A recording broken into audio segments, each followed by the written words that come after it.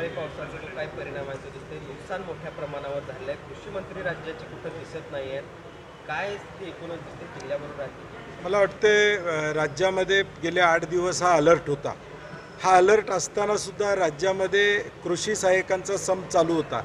मला वाटते कृषी डिपार्टमेंटनं पहिला हा संप दुर्लक्षित केला आणि तो दुर्लक्षित केला नसता तर कदाचित या राज्यातले पंचनामे आता 50% पूर्ण झाले असते.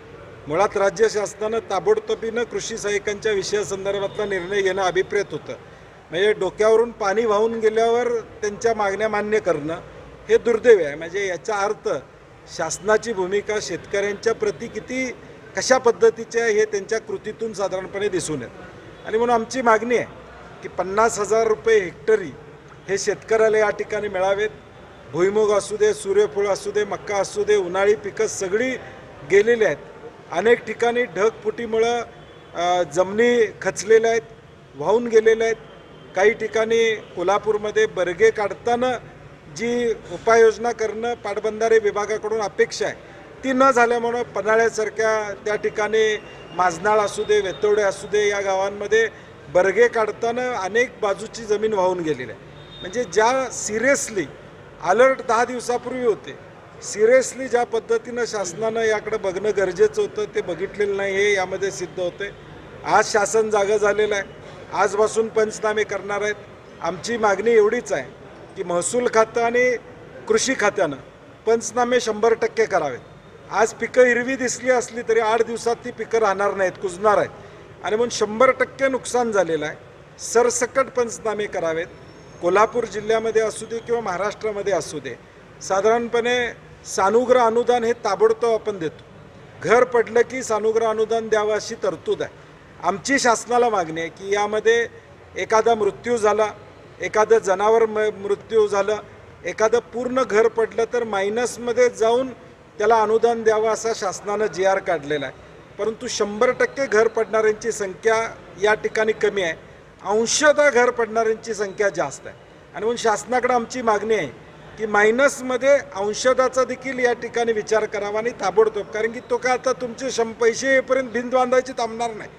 पूर्ण ज्याचं घर पडलं तो वेळ घेणार आहे बांधायला, तो अनुदान किंवा बाकीचं कर्जाची व्यवस्था करून तो बांधणार.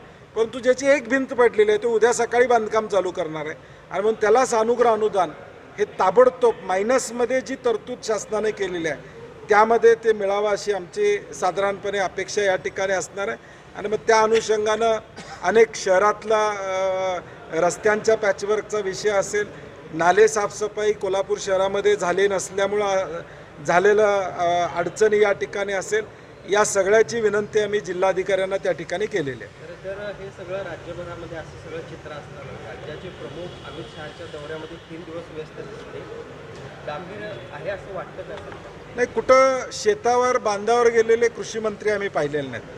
मुख्यमंत्री कुठं जाऊन शेतकऱ्यांचं सांत्वन करताना आम्हाला कुठला एकही मंत्री आता आम्हाला दिसत नाही. आम्ही विरोधी पक्ष म्हणूनच आता शेतकऱ्यांची भूमिका मांडण्याचा प्रयत्न करतो. ते सत्तेचं वाटप कसं करायचं, महापालिकेला कुणाला किती सीटा मिळणार याच्या चर्चा चालू आहेत. शेतकऱ्याचं काय होईल याची चिंता त्यांना नाही आहे, एकूणच सगळ्या वातावरण दिसून येतं. अवकाळी पावसामध्ये जर अशी अवस्था असेल तर मान्सूनमध्ये काय परिस्थिती राज्याची होईल असं दिसतंय? अवकाळी पावसामध्ये मेट्रो 3 ही मुंबईमधली फ्लड प्रूफ अशी मेट्रो आपण सगळ्या देशानं या ठिकाणी बघितली. मुंबई आमची आर्थिक राजधानी आहे, या देशाचं नाक आहे मुंबई. त्या मुंबईमध्ये सुद्धा आम्ही मेट्रो चांगल्या पद्धतीनं करू शकत नाही हे जगाला दाखवायचं काम महायुती सरकारनं केलं. जगापुढं आमची जी काही इमेज आहे मुंबईची, की मुंबई शहरामध्ये देखील आम्ही व्यवस्थापन व्यवस्थित करू शकत नाही फ्लडचं, हे दाखवलेलं आहे. आणि पूर्णपणे सरकार ह्या सगळ्या गोष्टीकडे दुर्लक्ष केल्यामुळं हा सगळा फटका आता सामान्य जनतेला या ठिकाणी बसतो. यावरती उपाययोजना करण्याच्या ऐवजी आरोप प्रत्यारोप आहेत ते सुरू झालेले आहेत. विरोधकांच्यावरती आरोप केले जातात, राजकारण करतात. मला वाटतं सत्ताधाऱ्यांचे आरोप बघितले तर आपल्याला लक्षात येईल. संजय राठोडांच्यावर आरोप कोण करते, धुळे सर्किट हाऊसवर पैसे सापडले, हे विषय महाराष्ट्राची जनता आता उघड्या डोळ्यानं बघते की काय या राज्यामध्ये नेमकं काय चाललंय, सत्ताधारी पक्ष कशात मशगूल आहे हे साधारणपणे लोकांना माहिती आहे. आणि मग विरोधी पक्षाची आमची भूमिकाच आहे ना सरकारला जागं करणं. तुम्ही जर झोपलेलं असलाल तर तुम्हाला जागा करण्याची जबाबदारी आमची आहे, ती आम्ही जबाबदारी पार पाडतोय. मुख्यमंत्र्यांनी काही दिवसांनी काँग्रेसच्या नेत्यांनी तासाभरामध्ये फोनवर त्यांच्याशी बोलणं करून घ्यावं किंवा मिटिंग त्यांच्याशी अरेंज करावे असे आव्हानच एक प्रकारे सत्यजित तांबेंनी दिले. तरी राहुल गांधींच्या कार्यक्षमतेवर त्यांनी प्रश्न उपस्थित. नाही, मला वाटतं सत्यजित तांबेंचे वक्तव्य अत्यंत चुकीचं आहे. इतकी वर्ष काँग्रेसमध्ये राहिल्यावर त्या नेतृत्वानं असं वक्तव्य करणं त्यांना शोभत नाही. राहुल गांधी आमचे नेते आहेत. आम्ही ज्यावेळी वेळ मागतो, माझा तरी आता 20 वर्षाचा अनुभव आहे की आम्ही ज्यावेळी वेळ मागितली त्यावेळी त्यांनी कधीही नाकारलेलं नाही, हे आम्ही स्वतः अनुभवलेलं आहे. त्यामुळे आता त्याचा पुरावा पाहिजे आहे का, किंवा 1 तासात आम्हाला वेळ मिळते का? आता आम्ही जर उलट्या बाजूला बोलायला लागलो, कोणाची 1 तासात वेळ मिळते, कोण भेटते, त्या राजकीय चर्चेत मला जायचं नाही. परंतु सत्यजित तांबेंनी काँग्रेसमध्ये राहून हे वक्तव्य करायला नको पाहिजे होतं, अशी आमची अपेक्षा आहे. यात सत्यजित तांबेंच्या घरी राहुल गांधी राहिलेले होते, सकाळचा नाश्ता त्यांनी केलाय, तर असं असताना सुद्धा नाही, म्हणून मी म्हणतो की त्यांनी त्यांच्याकडून या वक्तव्याची अपेक्षा नव्हती. अलमट्टी धरणासंदर्भातला नेहमीच आता वाद जो पुढे येताना पाहायला मिळतो. आता मुख्यमंत्र्यांनी आम्ही कुठल्याही पद्धतीनं तो अलमट्टी धरणाची उंची वाढवणार असं कर्नाटकचे मुख्यमंत्री सांगतात. महाराष्ट्राचे मुख्यमंत्री म्हणतात आम्ही वेळ पडली तर न्यायालयात जाऊ. मात्र आत्ताची परिस्थिती काय वाटते महाराष्ट्र सरकार? परवा अलमट्टीच्या संदर्भात बैठक झाली. सर्व पक्षीय आदरणीय महाराज असतील, मी असो, विशाल पाटील असतील, विश्वजित कदम असतील, जयंत पाटील असतील, किंवा आम्ही जे आमदार आहोत अरुण लाड असतील, आम्हा कुणालाही बोलवलेलं नाही. त्यामुळे आम्ही उद्या सकाळी आमच्या पक्षाचं, म्हणजे आम्ही महाविकास आघाडीचे जे आमदार आहोत, आमचं म्हणणं काय ते सरकारला देणार आहे. आज एक पत्र आलेलं आहे की पुढच्या या 4-5 दिवसामध्ये सर्वपक्षीय बैठक ही कोल्हापूरमध्ये ते घेण्याच्या सूचना तिने दिलेल्या आहेत. कारण की त्या दिवशी त्यांच्या लक्षात आलं की हा विषय राजकारणाचा नाही आहे, सगळ्यांना घेऊन जाण्याचा आहे. आणि आम्ही चक्काजाम आंदोलन केलं. मी त्यावेळी भूमिका मांडली, चक्काजाम आंदोलन महाविकास आघाडी म्हणून करण्याची आमची ताकद होती. परंतु आम्ही सर्वपक्षीय का केलं? कारण की हा राष्ट्रीय प्रश्न होता. या राष्ट्रीय प्रश्नामध्ये महाराष्ट्रातल्या सगळ्या पक्षांची भूमिका एक आहे, हे चित्र देशासमोर गेलं पाहिजे. म्हणून सर्वपक्षीय त्याला आम्ही एकत्रितपणा दाखवला. परंतु दुर्दैवानं सरकारनं मात्र त्याला पक्षीय राजकारण करण्याचा प्रयत्न केला. कर्नाटक आपली भूमिका मांडत असेल तर आमच्या राज्यानं आमची भूमिका मांडली पाहिजे ठामपणे.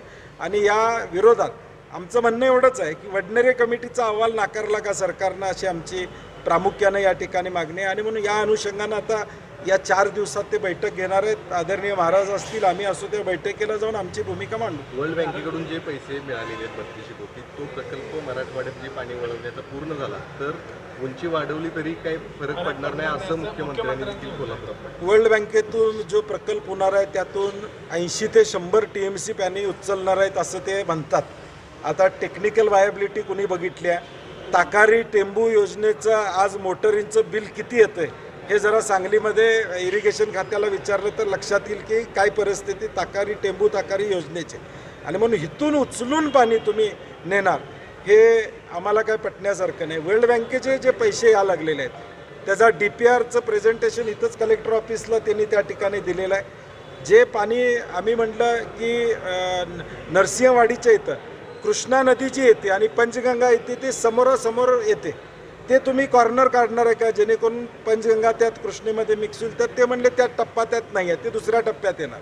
मग हे येणारे पैसे कशासाठी? ते आम्ही त्यांना त्यावेळी सांगितलं की तुम्ही तो वर्ल्ड बँकेचा प्रोजेक्टचा DPR हा कोल्हापूर, सांगली, इचलकरंजी या सगळ्यांना विस्तारानं दाखवा. त्यांनी काही प्राथमिक गोष्टी इथं दाखवल्या, त्यातून स्पष्टता येत नाही. मला वाटते तो प्रोजेक्ट हे पूर थांबवण्यासाठी उपयुक्त आहे असं माझं मत नाही. नाशिकचे ठाकरे गटाचे पदाधिकारी आहेत बाळा दराडे, मला वाटते त्यांना एवढं महत्त्व द्यायची गरज नाही. कारण की त्यांच्या वरिष्ठ नेत्या सुषमाताईंनी त्याच्यावर वक्तव्य केलेलं आहे.